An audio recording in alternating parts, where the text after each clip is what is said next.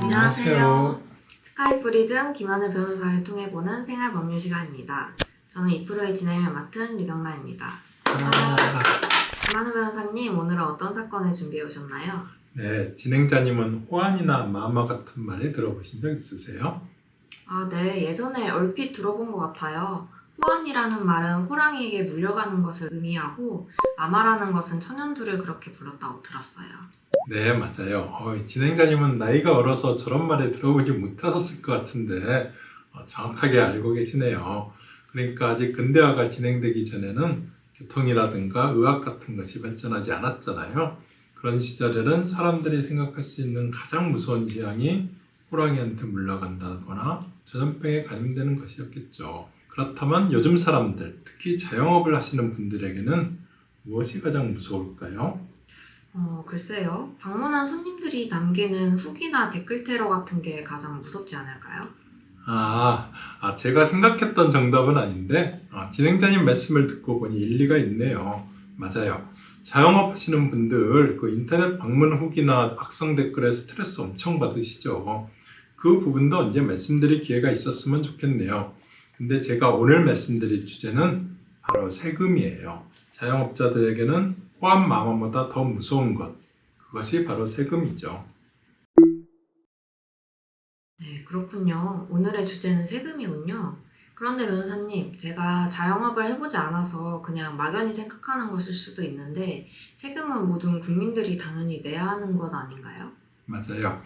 저도 변호사하기 전에는, 그러니까 판사로서 나라에서 월급을 받을 때는 당연히 세금은 내야 하는 것이라고 생각했어요. 소득 있는 곳에 세금이 있다는 말이 있잖아요.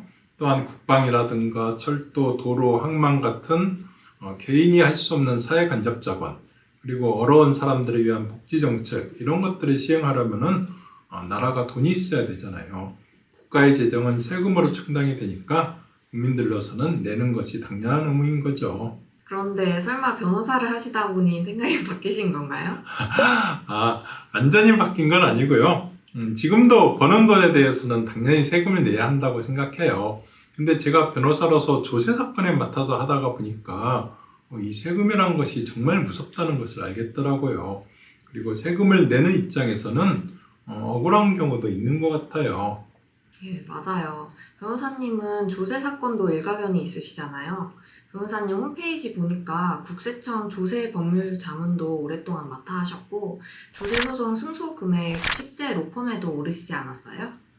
보셨네요. 네, 고맙습니다.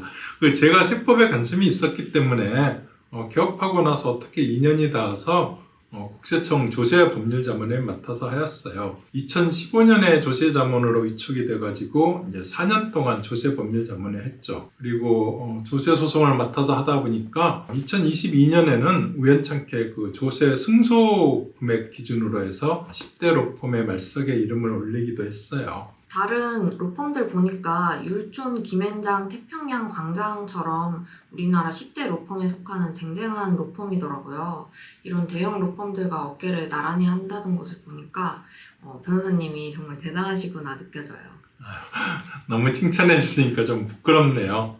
아무튼 감사합니다. 혹시 현재 진행하고 계신 조세 사건 중에 중요한 사건이 있나요? 네, 꼬마 빌딩 관련 사건이 있어요. 이게 뭐냐면 아파트나 빌딩 같은 부동산에 상속받으면 상속세를 내야 하잖아요. 근데 아시다시피 우리나라 상속세율은 어마무시하거든요. 구간별로 다르지만은 최고 구간의 상속세율은 무려 50%예요. 부모가 재산을 취득할 때 이미 세금을 냈을 텐데 그걸 자식한테 물려준다고 해서 이렇게 세금을 또 절반을 내야 되느냐. 이건 부당하다는 그런 논란이 많죠. 그래서 최근에 정부가 상속세 최고세율을 이제 40%로 인하하는 세법 개정안을 추진하겠다고 밝히기도 했잖아요. 근데 상속받은 부동산의 가액은 시가로 평가하는 것이 원칙이거든요. 시장에서 정해진 가격으로 평가하는 거죠. 아파트 같은 경우에는 이제 거래가 활발하고 이제 같은 단지나 같은 평수의 아파트가 언제 얼마에 거래되었는지 모두 나와 있으니까 시가가 얼마인지 확인이 돼요. 근데 이 꼬마 빌딩이라고 부르는 5층 이내의 작은 건물들은 그 가격 형성 요인이 모두 제각각이어서 참고할 만한 거래 시세가 없어요. 그러다 보니까 이런 경우에는 부득이 보충적으로 공시지가에 의해서 가액을 평가할 수밖에 없거든요. 근데 국세청에서 이를 문제 삼기 시작한 거죠. 아파트는 정당한 시가에 의해서 평가를 하는데 왜 꼬마 빌딩은 공시지가에 의해서 평가하느냐. 그래서 꼬마 빌딩에 대해서 국세청에서 감정평가법인의 시가감정을 의뢰해서 그 감정 결과에 따라서 세금을 부과하기 시작했어요. 이게 여러 가지 문제가 있는데 우리나라 세제는 납세자가 먼저 상속세액을 산정해서 과세관청에 신고를 해야 하거든요. 신고할 당시에는 참고할 만한 거래 시세가 없어서 세법에 따라 가지고 보충적 평가 방법인 공시지가에 의해서 정당하게 신고를 했는데 사후적으로 과세관청이 감정을 해가지고 불성실 신고를 했다고 세금을 부과하는 거죠. 그래서 이와 관련된 여러 가지 소송이 현재 각급 법원에 계류되어 있어요. 저도 가지고 있고요. 그런 사건이 있군요. 변호사님 말씀을 듣고 보니 상당히 사회적으로 파장이 큰 사건이네요. 아직 결과가 나오진 않았나요?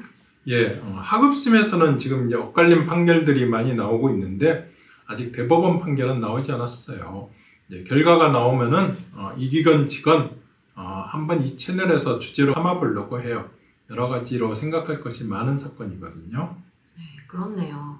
변호사님의 승소를 기대하겠습니다. 압니다. 그러면 오늘 말씀하실 사건은 뭔가요? 오늘은 세금과 관련된 형사사건을 말씀드리려고 해요. 세금을 제대로 내지 않으면 세무서에서 과세처분을 받는 것은 당연하고 조세범으로 형사처벌을 받거든요. 이른바 탈세죠. 다른 나라도 대부분 마찬가지지만 우리나라도 조세범에 대해서는 굉장히 엄하게 처벌하고 있어요. 기본적으로 탈세한 세금에 해당하는 금액은 추징을 하고요. 조세범 처벌법 위반죄로 징역형이나 벌금형을 선고받게 되는데 만약에 탈세한 금액이 5억 원 이상이면은 특정 범죄 가중처벌 등에 관한 법률이라는 특별법에 따라서 3년 이상의 유기징역, 만약에 10억 이상이면은 5년 이상 또는 무기징역까지 처벌받게 돼요. 특히 이 특별법에 따라 처벌받게 되는 경우에는 징역형에다가 포탈세액의 2배 이상 5배 이하에 해당하는 벌금을 무조건 함께 선고해야 돼요. 이것을 법률 용어로는 필요적 병과라고 하는데요. 원래 징역형과 벌금형은 정상에 따라서 판사가 선택적으로 적용을 하는 것이에요.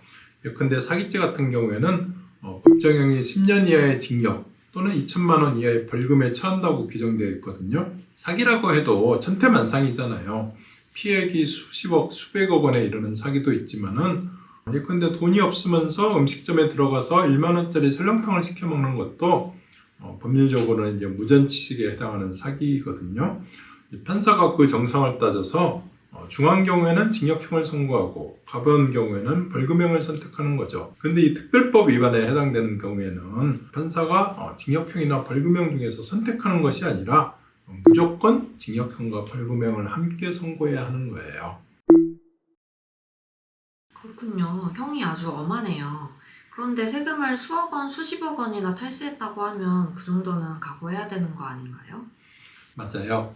아마도 입법자가 이 특별법을 만들었을 때는 진행자님과 같이 생각해서 그렇게 엄하게 만들었을 거예요. 근데 실제로는 억울한 경우가 있어요. 이번에 제가 수임해서 변론한 사건이 여기에 해당한다고 저는 생각해요. 그렇군요. 그럼 어떤 내용인지 말씀해 주세요. 예, 제 의뢰인은 태양광 발전소를 건설하는 사업을 하는 회사 대표예요. 지방자치단체로부터 태양광 발전소 설치 공사를 수주받았는데요. 태양광 발전소에는 가장 중요하게 그 태양광 패널이라는 구조물이 설치되거든요. 의뢰인은 자회사로서 태양광 구조물을 제작하는 회사도 가지고 있었어요. 그래서 자회사로부터 바로 태양광 구조물을 납품받아서 태양광 발전소를 설치하려고 했는데요. 평소 사업상 친분이 있던 태양광 업체들 대표 여러 명이 의뢰인을 찾아와서 의뢰인이 이번에 이제 수주받은 태양광 발전소 물량이 많은 사실을 알고 자신들이 운영하는 업체들로부터 태양광 구조물을 납품받은 것으로 해달라고 부탁을 해온 거예요.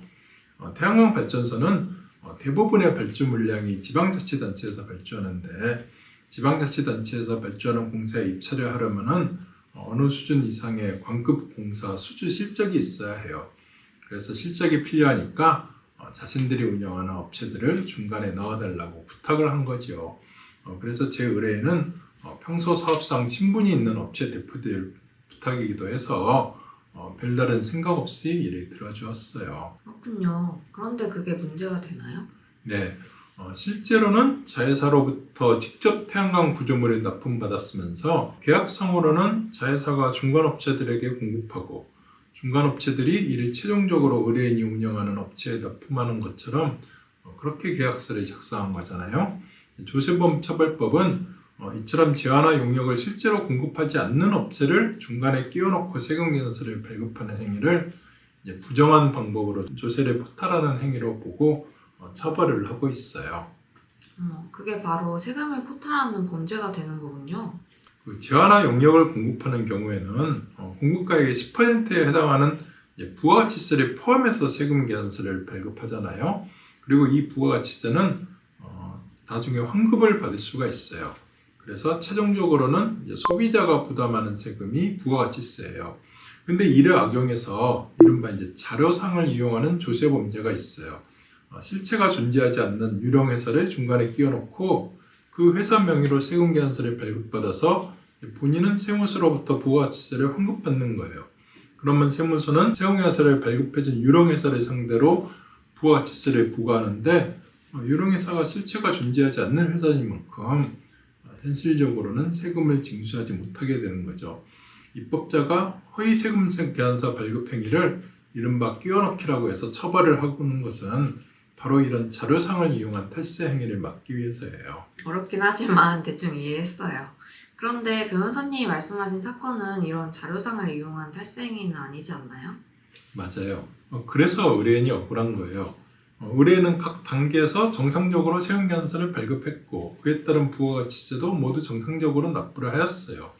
근데 광급공사 수주 실적을 올려주기 위해서 중간에 끼워준 업체들이 실제로 재화나 용역을 공급한 사실이 없다고 해서 허위 세금계산서 발급이 된 거예요. 이렇게 되면 중간 업체들이 발급해준 세금계산서가 모두 무효가 되기 때문에 부가가치세를 환급받을 수도 없고 이미 납부한 부가가치세를 다시 납부해야 돼요.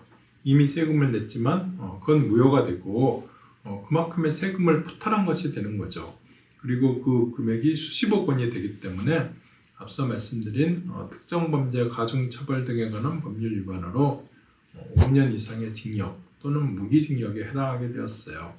그리고 거기에 덧붙여서 포탈세액의 2배 이상 5배 이하의 벌금형까지 필려적으로 평가되게 되었지요. 세상에, 친분 있는 사장님들 부탁 한번 들어주었다가 망하셨네요. 어떡해요? 맞아요. 자영업하는 사람들은 대부분이 그야말로 한 달 벌어서 한 달 먹고 살거든요. 회사 대표라고 해도 마찬가지예요. 이미 세금을 납부했는데 납부한 세금이 무효가 되고 다시 태양광 발전소 수주액의 10%에 해당하는 수십억 원의 현금을 부가가치세로 내게 되리라고는 전혀 상상도 못한 일이고 수십억 원에 해당하는 현금을 예외자금으로 가지고 있는 중소기업도 거의 없어요.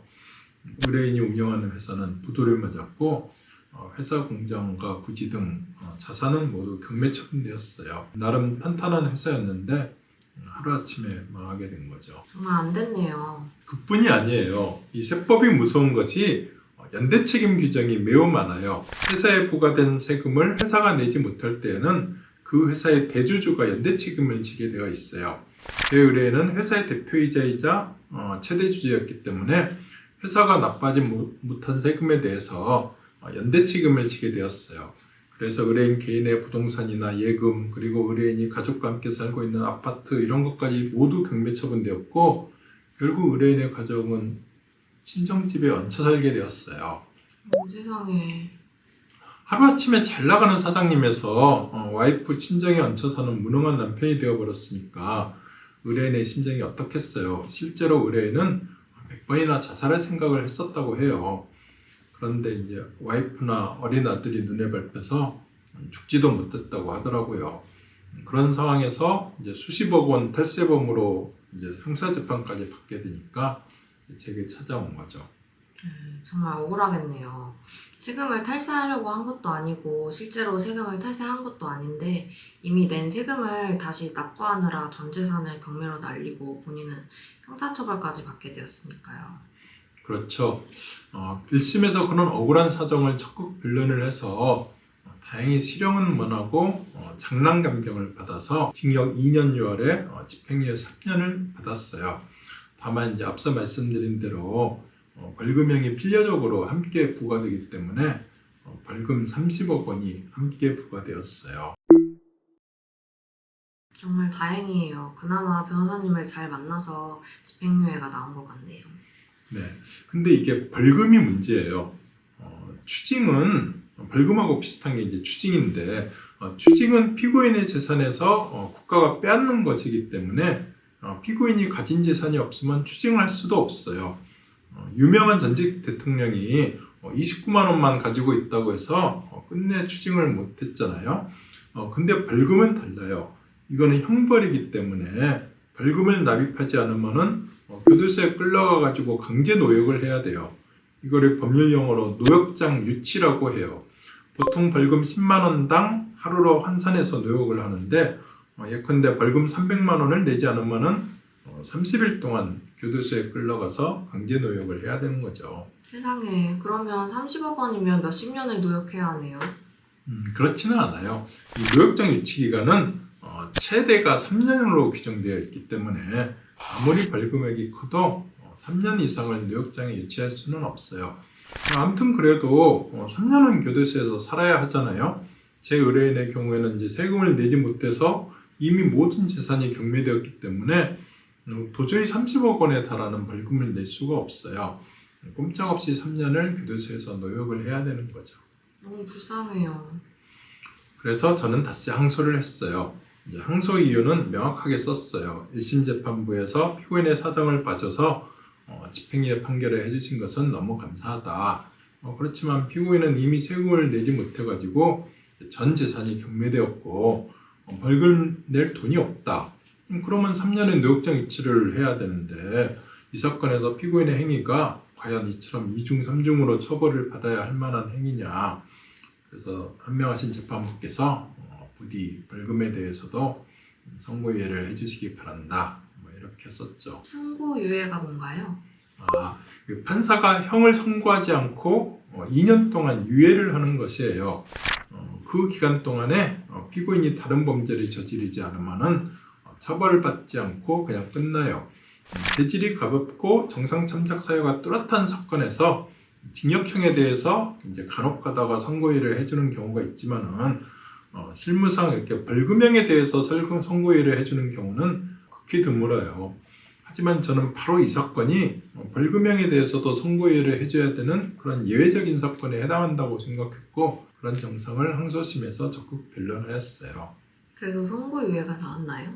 네, 정말 다행히도 항소심 재판부도 피고인을 불쌍하게 생각하였는지 벌금형에 대해서 선고유예를 해주었어요. 법정형이 5년 이상 무기징역에 해당하는 사건을 1심에서는 집행유예를 선고받았고 항소심에서는 무려 30억 원에 해당하는 벌금형에 대해서 선고유예를 받았으니까 결과만 놓고 보면은 정말 이례적인 판결이라고 할 수 있을 거예요.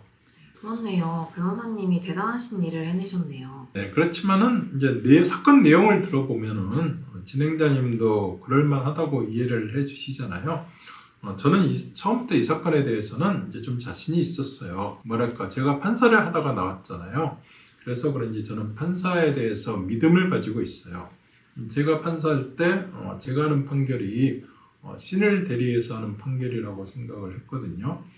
그랬듯이 이제 다른 판사님들도 똑같이 그와 같이 고민하면서 납득할 수 있는 판결을 해주실 것이라는 믿음을 가지고 있어요. 그래서 변호사님이 호환마마보다 더 무서운 게 세금이라고 하셨군요. 이제 그 말씀이 이해가 가네요.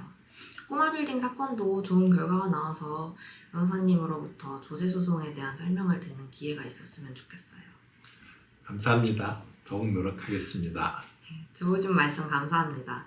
오늘은 김하늘 변호사님을 모시고 허위 세금계산서 발급으로 형사재판을 받게 된 사건을 통해서 조세 포탈 사건의 특징에 대한 말씀을 들었습니다. 김하연 변호사님, 오늘도 좋은 말씀 감사합니다. 감사합니다. 감사합니다.